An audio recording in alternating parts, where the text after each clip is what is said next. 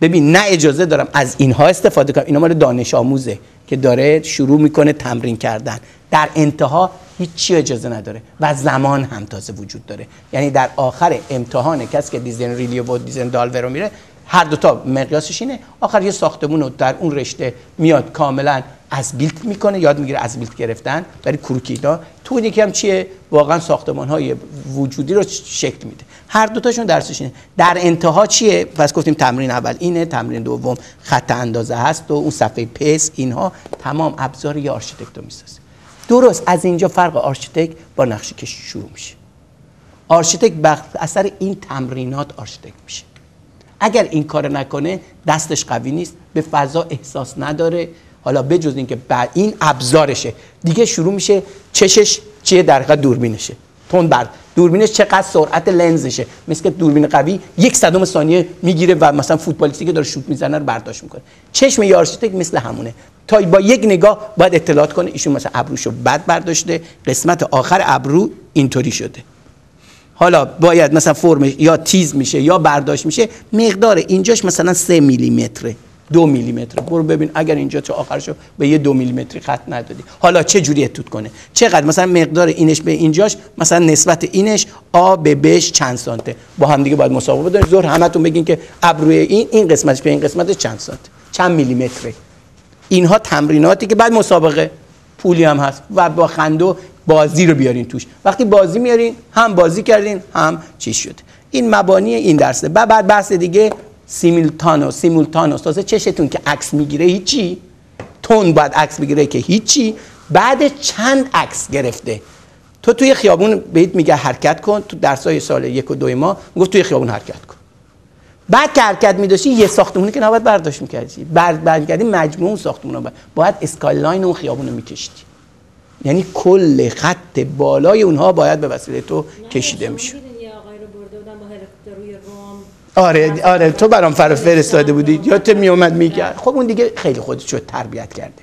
حالا هر کسی چون بعد تو معماری این ابزار تو باید خیلی پیشرفت کنی، ولی بعد درسای دیگه هم داری که باید خب مثلا فانکشن رو بخونی، عملکرد رو بخونی، بیمارستان چی ایکس چیه، هر سال یه پروژه داری که میری یه بیمارستان رو یاد میگیری، میری یه هتل رو یاد میگیری، میری یه دونه شاپینگ سنتر، مثل که الان سیرکولاسیونا رو یاد میگیری، چرخه رو یاد میکنی، عملکرد رو میذاری، چک لیست می‌نویسی. اینا موضوعاتی که معماری رو میسازه.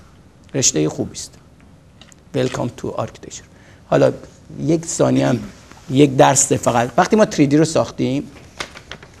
رو ساختیم و چی میخوایم، حالا یا ایشون میخواد اینو دیولپ کنه، خب این یه چیزای انتزاعیه دیگه، کانسپت دیزاینه، میخواد به نقشه واقعی، خب باید بیاد یه سری اصوله. وقتی اینو میاره بلافاصله میگن خب باید حواست باشه اگر تو پاریس شانزلیزه رو دیدی، پشت اون اسپیس فریمه یه سری لوله است.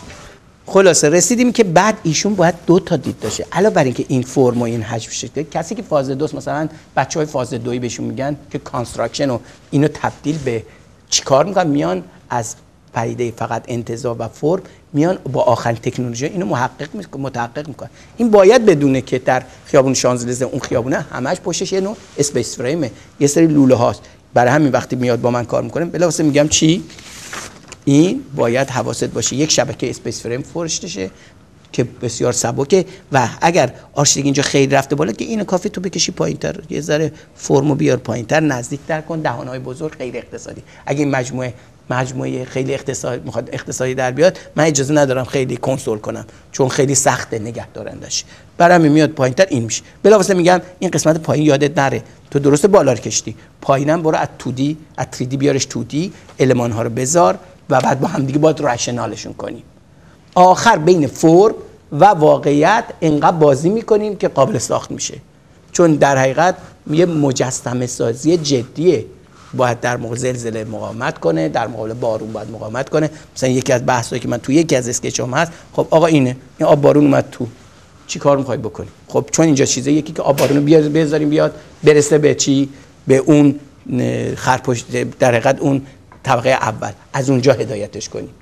بعد من میخوام اینو تمیز کنم، تمیز کنندم چیه؟ پس حتما بالا من باید تلسکوپی بذارم، چون این مثل ساختمون صنعتی نیست که صاف بره. اینها موضوعاتی است که یه آرشیتکت مخصوصا بچه فاز 2 از یک جای دیگه ای طرفو میبینه.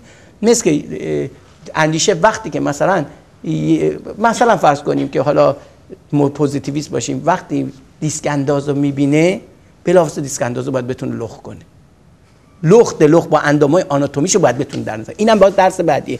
2 وقتی ساختمون دیدین، درس بعدی چششون باید تربیت بشه لختش کنه. مثلا ساختمون رو به یه دفعه احساس کنی استراکچرش چی میشه، یه دفعه شبکات آبریزانیشو احساس کنی. مثل که یه انسانی ببینید یه دفعه از دید من وقتی مثلا به ایشون نگاه میکنم، از دید آناتومی ماهیچه ها و استخوناشو میبینم، از دید مثلا دستگاه‌های گوارشی معده، روده و مثلا مخرجشون رو میبینم. از هر دیدی چشم باید بلافاصله چی کار کنه؟ تازه اسکن کنه چشمشه. ما باید چشم باید. برای همین کسی که میشه اسپیلبرگ، کسی که میشه مثل اندیشه میخواد کارگردان بشه، همه اینا رو حالا در یک کارگردان موجوده. کارگردانی که مثل کامرون تایتانیک میسازه، اتوداد طراحی اون خانومی که مثلا پسر روزو داره طراحی میکنه، دست کارگردانه، خودش داره اتود میکنه، خود دست ببین چقدر قوی. صحنه ها، لباس ها، ممکنه 30 تا تیم بهش کار کنه، اسکچ میکنه، مثلا میگه برو بکن، بعد میارن غلطاشونو میگیره میبره، دیولپ میدن ایده هاشو، ولی ببین چقدر نابغه است، چقدر چشمش سریه. حالا یه روزی بعد از درسای دیزاین رالور و دیزاین ریلیو و بعد درسای دیگه اندیشه یک کامارونی بشی که شما ندیده باشید. خداحافظ تا درس بعد.